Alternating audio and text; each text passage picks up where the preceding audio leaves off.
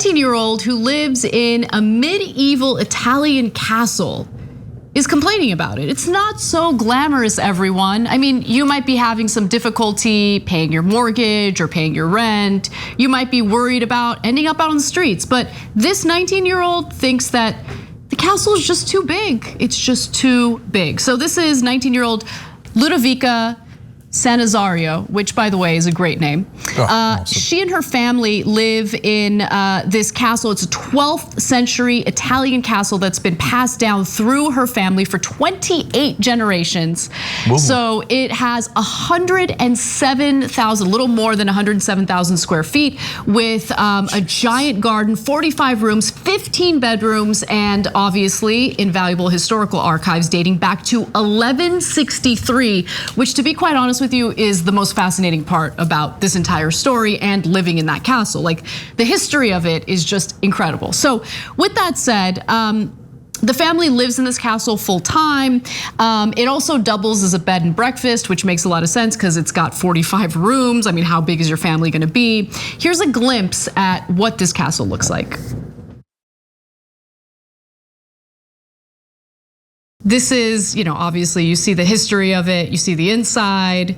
I don't know. Yeah, so this is a TikTok, and the 19-year-old that we're talking about who's complaining about living in this castle expressed why she had frustrations with it on TikTok. And so she explains that she started this page on TikTok specifically to like show what the castle is and also talk about, the unique nature of living in it. When I was younger, I used to watch Disney movies with princesses and I would pretend that I was them running around the castle or dancing in the ballroom. At first, I didn't even realize that I was living in a place quite like this. I was raised here and I grew up here, so sometimes I forgot how amazing this is because it's just my house. So that's positive commentary about it. Here are some photos of what it looks like inside, so you can kind of get a sense of how massive it is. That looks awesome. No, this is amazing. There's nothing to complain about. You're not allowed to complain. That's my rule about living in. First of all, living in this beautiful part of Italy. You're living in a building that has so much history behind it, which is fascinating. Obviously, like I'd want to learn more, right, about the place I'm living in. But she recounts that there are costs for living in a place like this. Oh no, what are the costs, Anna? I'm really worried about it. Me too. When I started the account, everyone was like, oh, cool, you have maids and butlers and people that serve you. I was like, actually, no. No, actually, yes. Like what? That's not an argument, but she continues. When we lose something, it's very hard for us to find it. That's too funny, come on. It's very hard to understand where we are. So when we want to find each other, we spend a lot of time just walking around. Giuseppe, where are you inside the castle? The house I've lost track of you. It's too big, she doesn't know what to do. Sometimes she loses things. Wherever did I put my keys inside my castle? I have so many things to say about this story, but it turns out they're actually, like they kind of are a tiny bit out of money, right? I mean, there are details of it where you go, oh, well, that doesn't sound that good. The maintenance for a building like that is obviously astronomical, so I can understand that. So if you're financially strapped, then yeah, maybe owning this incredible castle is not a good thing. But they're not giving that reasoning, right? Their quotes are pretty ridiculous. Here's her father who agrees with her daughter. We have a housekeeper and someone helping us with the garden, but for the most part, we do it ourselves, mostly because they need to do it themselves. They're strapped for cash. And so he and his daughter said— It is Giuseppe, I was making that name up, it's hilarious. That's really funny. He and his daughter said it could take about 2 to 3 days to mow oh God, that sounds so good. To mow the entire garden during this time of year. Cleaning a single tower can take 1 day. No, that doesn't sound good. Why does that sound? Sounds amazing. No. I love going, like I visit my parents every weekend, you know this. Yeah. I love pulling weeds in my mom's garden. Like I'll spend hours pulling weeds and she'll be like, balas, like she's like, it's okay, you don't have to do it. I was like, I love doing it. Like it's where I get my aggression out. I'm just like, okay, I'll show towing you. it and everything. Like I'm ready to go. Weed, come here. Yeah. Okay. No, I used to mow lawn at my house when I was growing up in New Jersey, and of course I'd let it go too long. I'm supposed to do it every other week, but I'd wait a month, and then it'd be too long, and it would take half a day to mow the damn lawn. It was just a normal house in the suburbs, but we wound up having a lawn that kind of wrapped around. So I don't miss that at all. When they said mow the lawn for 2-3 days in a row, I'm like, you know what? Keep the castle. Okay. Yeah. So, or maybe be a little more selective in the area that you'd like to landscape, right? Like, do you need to landscape the entire property? Well, it is a castle. It's a little excessive. I would let, I would let a pretty significant portion of that landscaping just run wild. And then the surrounding landscaping, around the castle, yeah, pretty it up. You don't have to do the whole thing. Yeah, for that surrounding area though, that you pull the weeds. You pull the weeds. Okay, so look, here's my thoughts. First, 15 bedrooms. I'd sleep in a different bedroom every night. 45. No, 45 rooms, 15 bedrooms. Oh, that's right. By the way, I turn more of those rooms into bedrooms. Because I'm like, if I'm gonna live in a castle, I'm gonna sleep in 15 different bedrooms, okay? And so that sounds amazing to me. But here's an actually slightly relevant point, within this fun story. It's been passed down through 28 generations. Yeah. Because even though in Europe they're fantastic on the social safety net and on taxation overall, the one thing that we're better at is the inheritance tax. So in a lot of European countries, they don't have the inheritance tax, so that wealth gets passed down through the generations and does not help others in the community, and that's why they have enormously wealthy families in Europe that just keep that money forever and ever and ever. And I mean, the good news is they're grateful for it. Yeah. I'm being way too salty toward them. I mean, look. I honestly would not want to own that castle. I wouldn't want to. I also probably wouldn't want to live in that castle. It's gigantic and it would probably creep me out.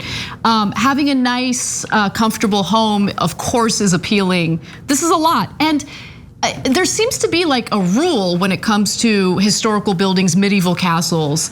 You can't modernize it in any way inside. Like the inside has to remain super old school and super ornate. Like, it's not my aesthetic, but I do wonder if they wanted to modernize it, could they? Would they be allowed, or is that against the rules? I don't know the zoning in Italy. I don't know their zoning laws. But I'll tell you, what's the point of a castle if you can't have a man cave? And by the way, they do have like places where they used to hold prisoners. They have like this secret tunnels. Super creepy. Yeah, where they have now turned into wine cellars. I mean, there's like a lot of badass, super interesting things there. By the way, the correct answer on do you want the castle is of course yes, of course, right? Why? Because you have two choices. One is they could turn it into a bed and breakfast, and she wound up having the best accidental ad ever, right? Yeah. Because as soon as I saw the pictures, I was like, ooh, that's a bed and breakfast. Maybe we can go one day, right? And so I bet you tons and tons of people are now gonna go there and they're gonna make a lot more money and they're gonna be able to hire a couple of dudes to mow the lawn, okay? Or you sell the castle. Okay, it's been in your family for 28 generations. Well, we cannot sell it. Or you could, and you'd get tons and tons of money, and you'd never have to mow the lawn again. I'm just keeping it real, okay? Right. So or hire me. Right. I mean. Oh, to pick the weeds. I've turned down many offers and remained here at TYT. If they pay me the same salary that I make right now, but I would just have to mow the lawn and do their landscaping, I'd take it. I would. You are a funny cat. It would be the dumbest thing not to take that. Oh, you're crazy. That's your form of meditation. I get it. But all right, last thing on this story is, I love that quote she had in the beginning because it's so relevant to your life. She said, I basically didn't realize that this was different than other people. Like I thought, like, oh, okay, I'm in a castle. Isn't everybody in a castle? Now wait, how is that relevant to your life? You don't live in a castle. It's because we are all so used to our perspective that it becomes near impossible to see outside of it. And so even if you live in a castle, they can't even realize that, oh my God, we live in an unbelievable, amazing castle, right? And we're so fortunate, and we're so this, and we're so that, right? It's like that old thing about they ask the fish, how's the water? And he says, what water? Right? Yep. And you do that in your own life too. And you probably, some of you are in good shape financially, etc. Do you all appreciate it?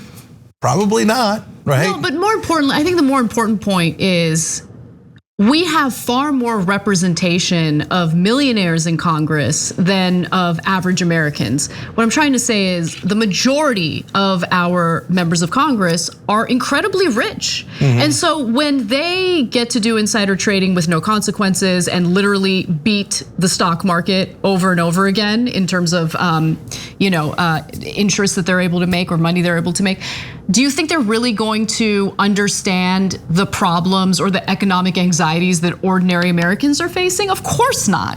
So that's a great point, because that's their version of water, right? And so like I've said this about Joe Biden. I actually think he does have a good amount of empathy, right? The problem is he has empathy for people who are in the room with him. And he is far more often in the room with very large donors than he is with you. Okay, and so they say, oh yeah, Joe Biden used to take the train, and he was the poorest member of Congress 49 years ago, right? I know some of it was more recent, but no, the problem with our politicians is they're constantly on the phone, literally for 4 to 5 hours a day with wealthy people. So when you say corruption, they say, what corruption? Ted Cruz, Wedgie Dragon says, did they find her before Bowser did? It's Mario reference. You know Mario. Oh, please. Mario, though, he'll sound Mario. Yeah, she says it like I'm not cool or something. No, I got kids. I mean, is Mario Brothers cool? it is cool. I like it, but it's not. It's gamers. It's not like cutting edge. Yeah, no, it's I could play it on Twitch. It's not a big deal.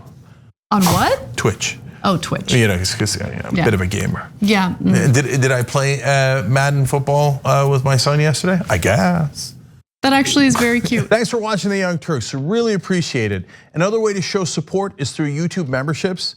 You'll get to interact with us more. There's live chat emojis, badges.